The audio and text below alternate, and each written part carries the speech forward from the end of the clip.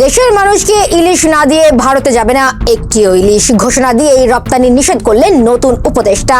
এতেই মাথায় হাত ভারতীয়দের। আসছে পূজায় কি খাবে তারা? এই ঘোষণা বিগত দিনে দিতে পারেনি কোন সরকার, সেটাই করে দেখিয়েছে নতুন উপদেষ্টার দল। দর্শক, যুগান্তকারী এই আদেশে কি রয়েছে, কিভাবে দেখছেন এদেশের মানুষ, আর কেমন প্রতিক্রিয়ায় দিচ্ছেন দাদাদের দেশ, এই সব নিয়েই বাজ নিউজের এই প্রতিবেদন। 2023-এ ভারতে প্রায় 40 লক্ষ কেজি অর্থাৎ 4000 টন ইলিশ রপ্তানি করেছিল হাসিনা সরকার। যেখানে বাংলাদেশের মানুষ 1 কেজি সাইজের ইলিশ কিনতে গুনতে হয় 2000 থেকে 2800 টাকা, ঠিক সেখানেই বাংলাদেশ থেকে নেওয়া এই ইলিশ গুলোই দাদারা পেত মাত্র 1200 থেকে 1500 টাকায়।